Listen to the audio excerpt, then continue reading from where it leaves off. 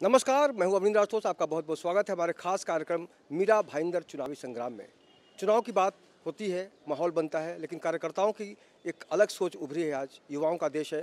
सबसे पहले आपको हम कुछ तस्वीरें दिखाने की कोशिश करते हैं जो मीरा भाईंदर शहर का है, बहुत ही चर्चित और लोकप्रिय वार्ड है। यहाँ पर बहुत सारे चेहरे ऐसे हैं जिनके ऊपर यहाँ के लोग बहुत उम्मीद के साथ देख रहे हैं कि आने वाले दिनों में, अगर हम चुनाव की बात करें तो 20 अगस्त को चुनाव होने हैं और 21 तारीख को रिजल्ट आ जाएगा। लेकिन भारतीय जनता पार्टी के अंदर एक जोश है, हौसला है और सबसे जो अहम बात है कि ऐसे लोगों को मौका दिया गया है जिसके ऊपर पार्टी को और यहाँ की जनता को लगता है कि वाकई ये कुछ नया कर गुजरेंगे। और सबका साथ सबका विकास का नारा देने वाली भारतीय जनता पार्टी के जो लोग हैं, इनको भी एक बार देखने की कोशिश कीजिए आप। रानी जी हैं और बहुत सारे जो चेहरे पहचान आप देख रहे हैं, ये सब के सब उम्मीदवार लोग हैं और एक नई जिम्मेदारी के साथ चुनाव मैदान में उतरे हैं। सबसे पहले बात करेंगे रानी जी से, जो सबके ऊपर देखने का काम करे, सबको संभाल के चल रही हैं। रानी जी, ये जो चुनाव है कैसे देख रही हैं आप? देखिए, चुनाव हम विकास का देख रहे हैं और हमारे जो प्रत्याशी खड़े हैं वो किस तरह विकास को आगे बढ़ाएंगे और चुनाव में हम जीत रहे हैं, हम ये देख रहे हैं। संजय जी, आप कैसे देखते हैं, क्योंकि एक नई जिम्मेदारी आपके ऊपर आई है? देखिए, ऐसा है कि हमारी पार्टी ने हमें जिम्मेदारी दी है, उस पर मैं सिर्फ और सिर्फ अपने प्रभाग को किस प्रकार से स्वच्छ और सुरक्षित रख सकता हूँ, उसी पे मेरा ध्यान है। उसके अलावा जो यहाँ पे लोगों के लिए गार्डन नहीं है, लोगों के लिए प्लेग्राउंड नहीं है, बच्चे पता नहीं बड़े बच्चे हो जा रहे हैं, उनको खेलने के लिए कहीं कुछ सुविधा नहीं है। यहाँ पे जो ओपन प्लॉट है उसको लोगों ने कब्जा करके रखा हुआ है, जो कि सरकारी जगह है, उसमें कमिश्नरी बनने वाली है, उसको भी लोगों ने कब्जा करके रखा हुआ है। हमें इसके अलावा जो यहाँ की गटर है, यहाँ की जो पार्किंग की समस्या है, पार्किंग की समस्या हमें बहुत ज़्यादा है। शांति गार्डन परिसर में जो दुकान के मालिक हैं उनको दुकान की गाड़ी की पार्किंग नहीं मिलती है, बाहर के लोग गाड़ी पार्किंग चले जाते हैं, उस पर मुझे ध्यान देना है। और सबसे अहम है कि एक चेहरा होता है मेयर का। मेयर के बारे में एक भविष्यवाणी की गई है इसी ग्रुप द्वारा कि अपना अगला मेयर जो होगा, अभी तो है ही, अगला मेयर भी बीजेपी का होगा। रानी जी से बात करेंगे, अगला मेयर आपका? अगला मेयर जो भी संगठन तय करेंगी वो होगा उसका, लेकिन होगा भारतीय जनता पार्टी का और वो अच्छा काम करेगा, इसकी पूरी आश्वासन मैं दे सकती हूँ। आपका बहुत बहुत शुक्रिया। और हम बाकी लोगों से जानेंगे। आप अपना परिचय दीजिए। मेरा नाम विजयश्री गजानन नागे है। मैं भाजपा की यहाँ के अधिकृत उम्मीदवार हूँ और मेरा यही कार्य रहेगा कि मोदी जी की विचारधारा पे हम काम करें। सबसे पहले हमारे इलाके में आप देखना चाहोगे कि गंदगी है, स्वच्छता पे कोई ध्यान दिया गया नहीं है। बच्चों के लिए प्लेग्राउंड, जो मेरे साथ जो खड़े हैं, ग्रुप से संजय पांडे जी, उन्होंने आपको सब बता दिया है। तो इसी मुद्दे पे हम काम करना चाहेंगे। गंदगी है, सफाई नहीं होती है और अगर हम लोग डंपिंग करते हैं तो उसका प्रॉपर डिस्पोजल नहीं होता है। तो काफ़ी जगह आपको दिखेगा, जो कॉम्प्लेक्सेस आप देख रहे हो उनके अंदर से सफाई जो होती है वो उनकी रिस्पॉन्सिबिलिटी है, बट बाहर की तरफ से जो गंदगी फैली जाती है ये काम उस एरिया के नगर सेवक का होता है, जो कि नहीं किया जाता है। और जो भी काम जो आप देखोगे वो हमारे नरेंद्र जी मेहता, जो हमारे आमदार है, उनके थ्रू ही हुआ है। प्रॉपर जो यहाँ के नगर सेवक है उनकी तरफ से कोई काम नहीं किया है, क्योंकि वो पिछले 10 सालों से हमारे ही वार्ड के नगर सेवक है। और इस बार उन पे ऐसी समय जो बोलते हैं कि ऐसी बीती है कि उनको पक्ष बदल के खड़ा रहना पड़ रहा है, क्योंकि उनको कोई वोट जाने वाला नहीं है। तो मैं तो यहाँ से बोलूँगी कि हमारे सामने कोई चुनौती नहीं है, क्योंकि हमें पहले एक रिश्ता हुआ करता था शिवसेना भारतीय जनता पार्टी का। इस बार जो तस्वीर है बदली है, दोनों अलग अलग लड़ रहे हैं, विरोध भी करना पड़ा एक दूसरे का। और इस बार 4-4 वाला जो चक्कर है, जनता जो कंफ्यूज है उनको क्या कहेंगे? देखिए, इस बार ऐसे हुआ है कि 2 वार्ड्स एक साथ लाए गए हैं, तो 2 कॉरपोरेटर्स को हैंडल करना ये मतलब मुझे तो नहीं लगता कि ये पॉसिबल है। बहुत काफ़ी बड़ा हो गया है वार्ड, तो इसीलिए हमने 4 कैंडिडेट्स दिए हैं ताकि वो अपना वार्ड की मैनेजमेंट जो हो वो अच्छे तरीके से कर पाए, कि आपको जो एरिया दिया गया है उसकी स्वच्छता, उसके जो भी प्रॉब्लम्स हो वो सॉर्ट आउट हो। तो मेरा तो यही कहना है कि शिवसेना और बीजेपी ऐसे विचारधाराएं अलग है, क्योंकि हम जो अभी मुझे जो टिकट दी गई है, मैं एक सामान्य कार्यकर्ता हूँ। मैं किसी बड़े से घर में या बंगले से नहीं आई हूँ, मैं एक सामान्य कार्यकर्ता हूँ। अगर आप मेयर बन जाएंगे तो बंगला गाड़ी सब मिल जाएगी, तरफ से मिलेगी, वो मेरा खुद का नहीं होगा। शहर में समस्याओं की कोई कमी नहीं है, लेकिन हर बार जनता को ये उम्मीद दिलाई जाती है, आश्वासन दिया जाता है कि आने वाले जो दिन हैं उसके में सब कुछ ठीक ठाक हो जाएगा। इस तरह की जब जिम्मेदारी आती है, चुनौतियाँ होती है, तो आपको लगता है कि वाकई हम उस पर खरे उतर पाएंगे? यानी आप? जी ज़रूर ज़रूर। पूरी तरीके से कोशिश करूंगी कि मैं सारी चुनौतियों पे खरी निकलूं, क्योंकि हमारे जो सपोर्टर्स हैं, मोदी जी हैं, हमारे मुख्यमंत्री जी जो है, हमारे आमदार जो हैं, हमें पूरा सपोर्ट देते हैं और अच्छी तरीके से हमें आगे बढ़ने की प्रेरणा देते हैं। तो मैं तो खरी उतरूंगी, बस जनता ने हम पे विश्वास दिखाना चाहिए। वीसी कुमार जी हैं, बहुत ही सुलझे हुए इंसान हैं और बहुत अच्छी तरह से संगठन के नियम कानून को जानते हैं। वीसी कुमार जी, ये जो 4 का मामला है, इस बार जनता के अंदर जो कन्फ्यूज़न है उसको पूरी तरह से समझाने की कोशिश कीजिए आप। नहीं, देखिए, ये कन्फ्यूजन कुछ लोगों के द्वारा क्रिएट किया जा रहा है। इसमें कन्फ्यूजन कोई नहीं है। कभी 2 उम्मीदवार होते थे तो आज 4 हैं। जब 2 होते थे, जब 2 बटन दबाया तो आज 4 होते हैं। 4 बटन दबाने में कोई दिक्कत नहीं है। मैंने तो यहाँ तक किसी पक्ष का नाम नहीं लूँगा, लेकिन उस पक्ष के व्यक्तियों को ये कहते हुए पाया कि आपको चारों ही शिवसेना को देना है या आपको ही चारों ही भाजपा को देना है तो ही आपका वो एक वोट माना जाएगा। ऐसी बातें फैला रहे हैं, ये भ्रम है। हर आदमी अपनी पसंद का एक उम्मीदवार चुन सकता है। अभी आपको मैंने देखा, आप संजय पांडे जी से बात कर रहे थे, विजया नागे जी से बात कर रहे थे, तो इनके बारे में मैं एक शेर के माध्यम से कहना चाहूँगा कि ये ऐसे कैंडिडेट्स हैं कि सादगी सिंगार हो जाती है तो आईने की हार हो जाती है। ये ऐसे सिंपल लोग हैं जिन्होंने इनकी यही खासियत इनको जिताई, क्योंकि जब तक काम चल रहा था, आप यहाँ पर घूमते हैं, आप ने पूरा मीरा भाईंदर का एक आकलन कर रखा है, फिर भी अभी आज इलेक्शन के दौर में भी मैं आपको अगर बताऊं, आप घूमेंगे तो आपको गंदगी हर तरफ नज़र आएगी। और ये चीज़ें जनता की निगाह से छुपी नहीं है। अगर छुपने वाली स्थिति होती तो एक सिटिंग 2 बार जिसने किसी पार्टी विशेष से जीत हासिल की हो, उसको बदलने की आवश्यकता ही क्या होती। मैं एक मामले में उनको पाता हूं, हमारे एक यहाँ के दूसरे पक्ष के उम्मीदवार को, कि लालू जी से बड़ी समानताएं हैं। नहीं, इस लिहाज से नहीं कह रहा हूँ कि उनका भी परिवार पूरे के पूरे तरह से राजनीति में, यहाँ पर परिवारवाद के विषय में नहीं कह रहा हूँ। मैं ये देख रहा हूँ कि कहीं ना कहीं बातों में टाल मटोल कर देना बहुत। आप थोड़ा संभल के बोलिए, मैं आपको याद दिला दूं कि चुनाव के बाद आपका गठबंधन होने वाला है। बात गठबंधन की नहीं है, बात विचारधारा की है, और हम अपनी बात को स्पष्ट तौर पे अभी रख रहे हैं और पहले रखते थे और कल भी रखेंगे। अच्छा, एक वक्त था विजय जी की इस शहर में महिलाओं के प्रति एक अलग नज़रिया व्यक्त किया जाता था। सुरक्षा का जो मामला था उस पर बहुत सवाल उठते थे। आप महिला हैं, यहाँ की जो महिलाएं हैं, युवतियाँ हैं, उनकी सुरक्षा को लेकर आप क्या करने वाली हैं? देखिए, हमने तो तय कर रखा है। अभी इंटरनली यहाँ पे कॉम्प्लेक्सेस में आप देखोगे तो CCTV लग चुका है, बट रोड साइड में जो लगना चाहिए वो यहाँ पे CCTV लगा नहीं है।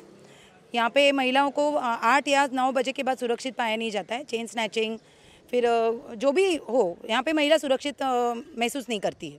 अपने अंदर कॉम्प्लेक्स में तो किसी को कोई प्रॉब्लम होती नहीं है, बट एक्सटर्नली जो काम होना चाहिए यहाँ पे आपको कहीं नहीं दिखेगा। आप जहाँ पे बात हमसे कर रही हैं, यहाँ पे कचरे की बदबू आ रही है। इसको कैसे हम देख सकते हैं? कचरे का डब्बा पड़ा हुआ है, और जाहिर तौर पर अगर मुंबई की बात करें तो मुंबई में गैस्ट्रो की वजह से बहुत सारे लोग परेशान हैं। मलेरिया का खौफ चल रहा है। डेंगू ने दहशत के ज़रिए लोगों को बहुत ज़्यादा तकलीफ कर दिया है। देवानंद, आप इधर आइए, पहले मेरे साथ आइए, फिर इनके पास हम आएंगे। यहाँ का जो जिस तरह से दावा किया जाता है साफ सफाई का, स्वच्छ भारत अभियान की बात की जाती है, कुल मिलाकर देखे जा सकते हैं ये कचरा बता रहा है कि वाकई यहाँ की जो व्यवस्था है, यहाँ का जो जिम्मेदार नागरिक है वो कितना परेशान है, और इसकी जिम्मेदारी यहाँ के नगर सेवक पर होनी चाहिए। लेकिन जाहिर तौर पर इन कचरों को देखकर ये अंदाज़ा लगाना बहुत ही आसान है कि वो जो उनके कथनी और करनी में कितना अंतर है।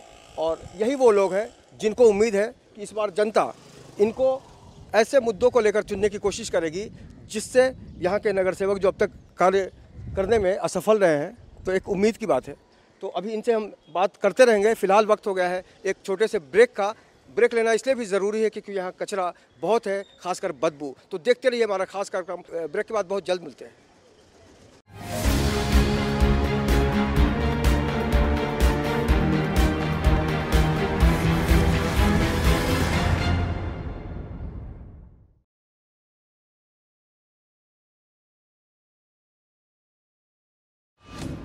तुझे यहाँ से शहर कैसा दिखता है?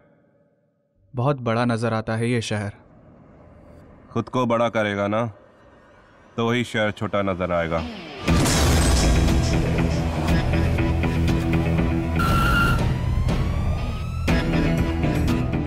मोबाइल दिखा, मोबाइल। अबे साले चोर! आएगा एक दिन। करना क्या है, मोहल्ले के लड़कों को इकट्ठा करके शाखा ही तो खोलनी है। पर देव सिंह की क्यों? क्योंकि देव सिंह इस कोटा शहर का सबसे बड़ा पॉलिटिकल गुंडा है।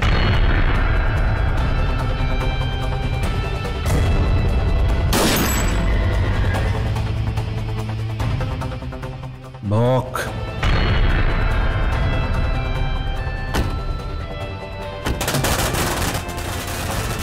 खबर पक्की है, देव सिंह चुनाव विपक्ष से लड़ने वाला है। लोग हमें भुला दे, मगर हम कभी भी किसी को नहीं भूलते। सोच रहा हूं कि तुझे बड़ा आदमी बना दूं, मुझसे भी बड़ा।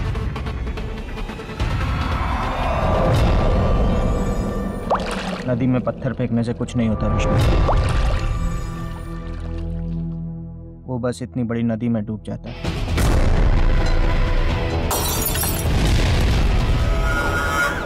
वो ये इलेक्शन जीतना नहीं चाहिए। चुनाव तो देव सिंह ही जीत कर रहेगा। मुझे तो बस आपका आशीर्वाद चाहिए। अरे बच्चा है रे तू तो मेरा, तुझे जान से मार देगा वो। तेरी वजह से सब कुछ हुआ, तूने भेजा था ना उन गुंडों को।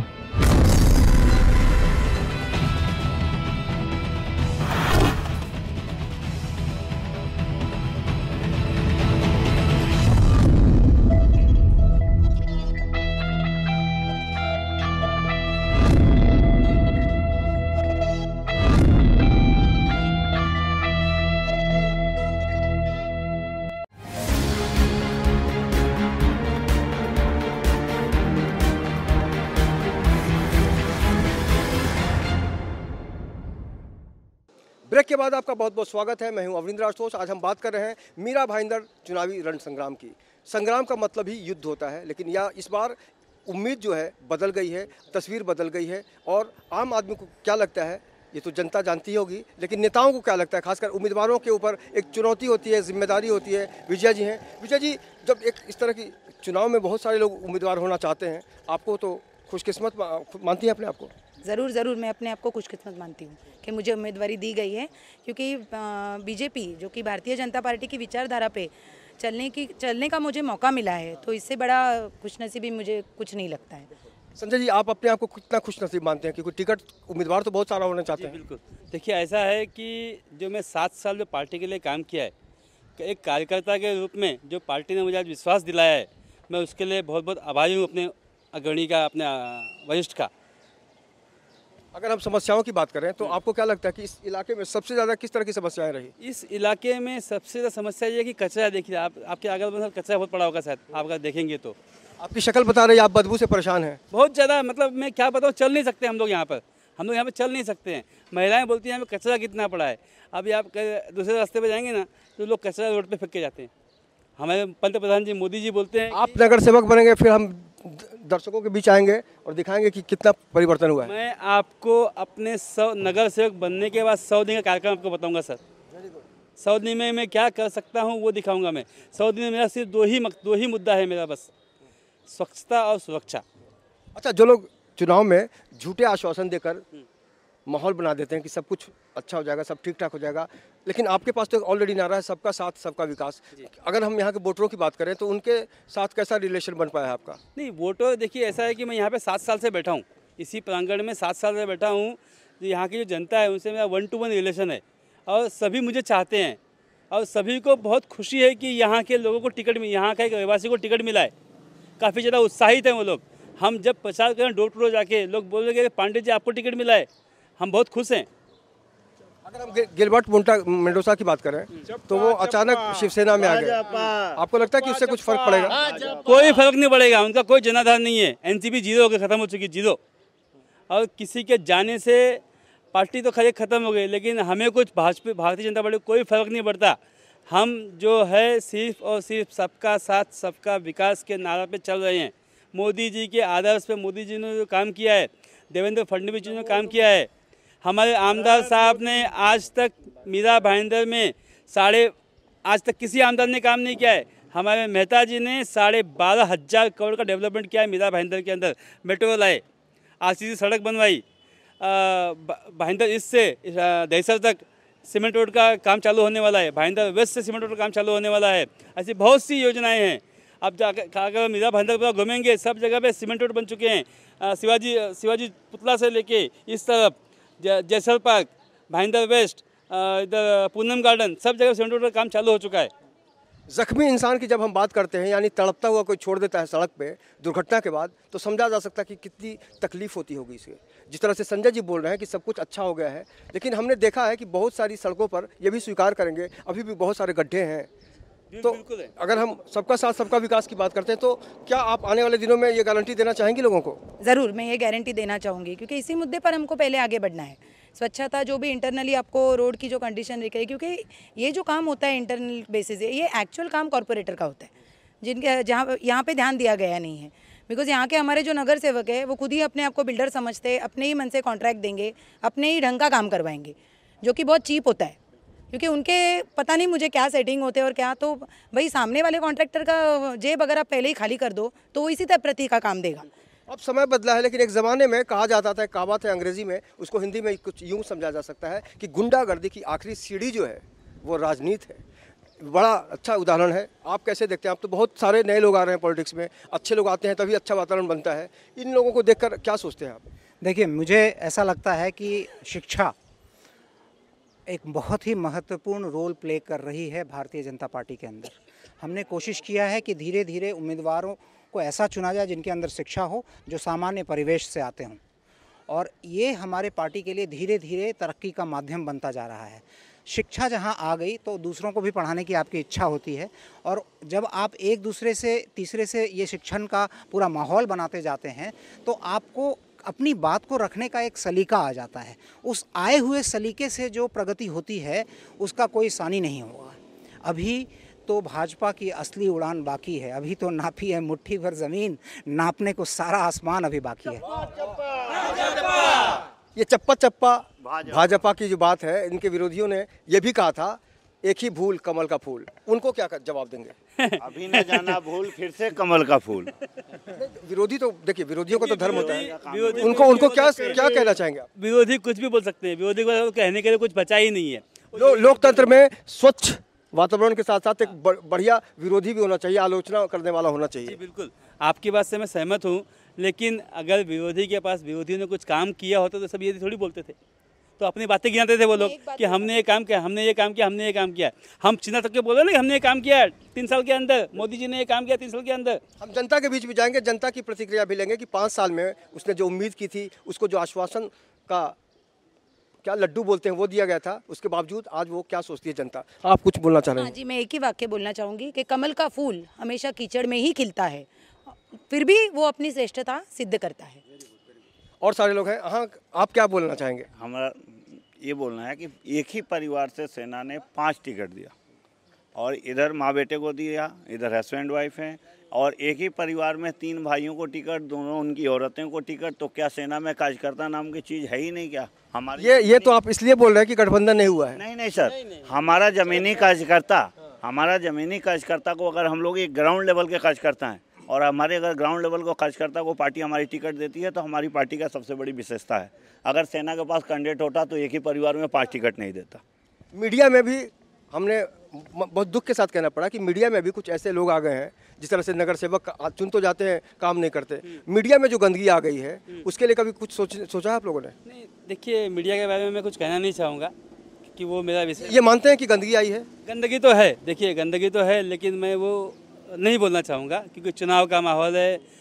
बेवजह लोग बातों का बतंगड़ बना लेंगे, उसको तूल दे देंगे, फिर लोग उसको कटआउट लेके घूमेंगे, संजय पांडे। उस पर मुझे विशेष, लेकिन जो मीडिया आज लोकतंत्र का चौथा स्तंभ मीडिया को बोला जाता है, और मीडिया बहुत अच्छा काम कर रही है। खैर, हम तो देखते ही हैं, हमने किसी के एक से कुछ होता नहीं है, लेकिन हाँ, मीडिया ने जो काम किया है, जो आज हम जनप्रतिनिधि लोग, आप जगाने का काम करते हो, जैसे जनप्रतिनिधि जो कुछ काम नहीं करते उसको आप जगाने का मीडिया काम करता है, अगर सही ढंग से जगाया जाए तो।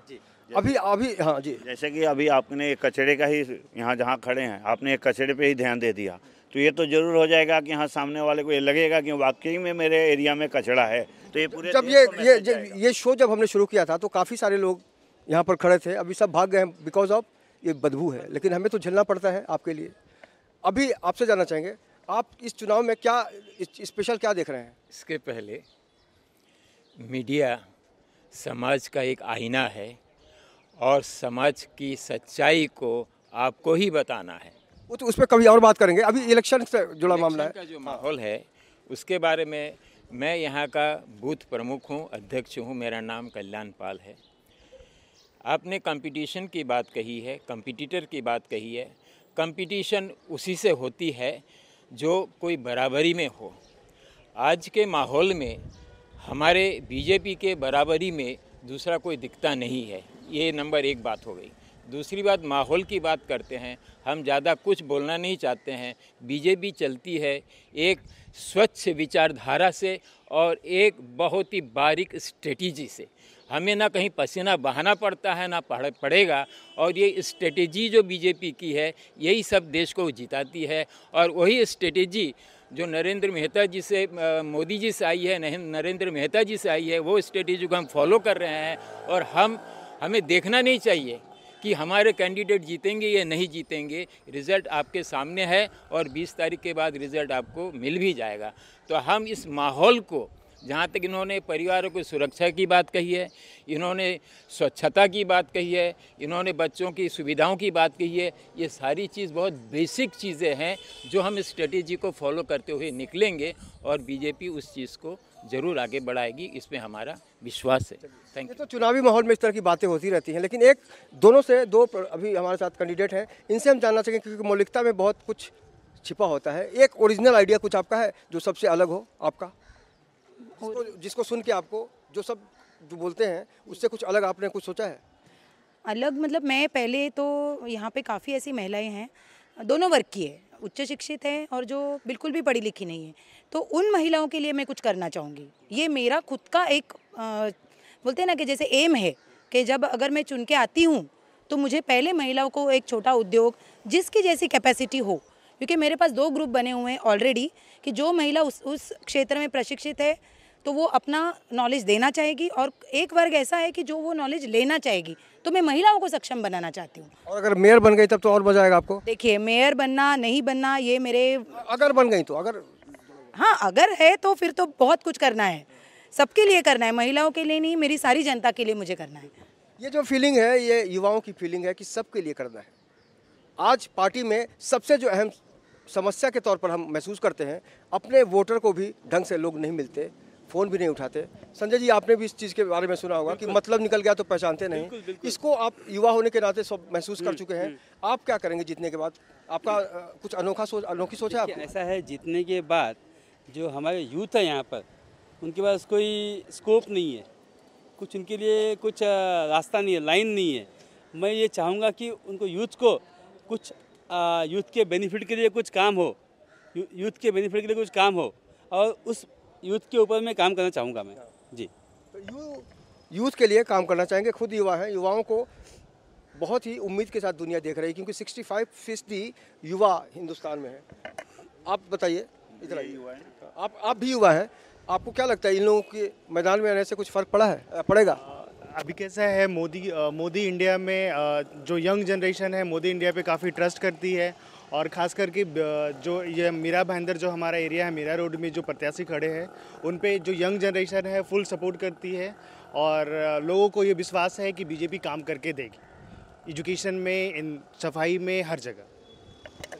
आपको क्या लगता है कि वाकई इन्होंने जो कॉन्फिडेंस से बात की? ये सर जरूर सच बात कही है। इस इलेक्शन में या इसके आगे मोदी जी ने और माननीय अमित शाह जी ने एक विकास की राजनीति की पहचान, नई राजनीति की पहचान दी है इस देश को, इस राज्य को, अब इस शहर को भी इस बदलाव की तरफ जाना ही है। अगर सबको लेके साथ विकास करना है तो कुछ पारंपरिक ढांचे से काम नहीं हो सकता है, कुछ विकास की परिभाषा बदलना पड़ेगा, लोगों को सही चुनाव करना पड़ेगा, और सही दिशा में शहर की पहचान लेके जाना पड़ेगा, सबको साथ देना पड़ेगा। सबका साथ सबका विकास। इस देश के जो प्रधानमंत्री हैं मोदी जी के तो सब कुछ जानता ही है, लेकिन उनका पहला नाम है नरेंद्र और इस इलाके का जो सबसे बड़ा नेता है, लोकप्रिय नेता है, उसका भी नाम है नरेंद्र। इसका कुछ फ़ायदा होगा? डबल नरेंद्र, बहुत ज़्यादा फायदा होगा। हम तो सिर्फ मोदी जी, देवेंद्र फडणवीस जी और हमारे आमदार के विकासों के ऊपर ही हम यहाँ की जनता से वोट मांग रहे हैं, और हमें यहाँ की जनता ने बहुत ज़्यादा प्यार दिया है और प्यार दे रहे हैं, और उन्होंने बोला है कि हम आगे भी आपको प्यार देंगे, आगे भी हम आपको प्यार देंगे। ये जो उम्मीद है आगे भी प्यार देंगे, तो जाहिर है इनका हौसला बुलंद होगा। चलते चलते क्या कहेंगे दर्शकों को, आपको वोट क्यों दें? मुझे इसलिए वोट दे ताकि मैं उनकी सेवा कर सकूं, और जो हमारी प्राइम नेसेसिटीज़ है, जो कि बेसिक अभी हमारे एक मित्र ने बताया कि प्राइम नेसेसिटीज़ पे ध्यान नहीं दिया गया, तो जो प्राइम नेसेसिटीज़ पे ध्यान नहीं देगा वो इंसान कुछ नहीं कर सकता है। तो मैं यही बताना चाहूँगी मेरे सब यहाँ के जो मित्र हैं, वोटर्स हैं, कि मुझे एक बार चुन के अगर दे देंगे तो दोबारा मुझे उनके घर तक नहीं जाना पड़ेगा, क्योंकि मैं वैसे ही चुन के आ जाऊँगी दोबारा। ये कॉन्फिडेंस हमारा काम बताएगा 5 साल में कि हमें आगे लोगों के पास वोट मांगने जाना है नहीं जाना है। हमें सिर्फ विकास करना है और विकास के ऊपर आगे बढ़ेंगे हम। धन्यवाद। बहुत उम्मीद भी है आप लोगों से। आप क्या कहेंगे? विकास की बात हो रही है। विकास की बात हो रही तो मैं सबसे पहले आपसे ये बात कराऊंगा कि मैं सबसे पहले मैं एक शिव सैनिक था। 30-35 साल से मैं शिवसेना में जुड़ा रहा, और हम लोग कट्टर थे और बाला साहब के सैनिक थे। आपको मैं आज भी बोलता हूँ, कल भी रहेंगे हम बाला। इन्होंने जो यहाँ किया है टिकट बांटने का काम, ये सबसे बुरा खेल है। निष्ठावंत को एक को भी टिकट नहीं दिया, और हम आमदार साहब जो हमारे नरेंद्र मेहता है उनसे प्रेरित होके इसका तो शिवसेना को बहुत बड़ा फटका गिरने वाला है यहाँ पे। मैं आपको यही बोलना चाहूँगा। बहुत बहुत शुभकामनाएं आप सबों को। और शिवसेना को बहुत बड़ा फटका गिरने वाला है, ऐसा कहा है एक भूतपूर्व शिव सैनिक ने। लेकिन आज का दौर बदल रहा है, युवाओं की सोच जो है वो तस्वीर बदलना चाहती है। इस खास कार्यक्रम में इतना ही। बाकी की खबरों के लिए आप देखते रहिए N24 न्यूज़, और मुझे मेरे कैमरामैन देव आनंद सिंह के साथ दीजिए इजाज़त। कल फिर मुलाकात होगी किसी अलग इलाके में, किसी अलग विषय पर। तब तक नमस्कार।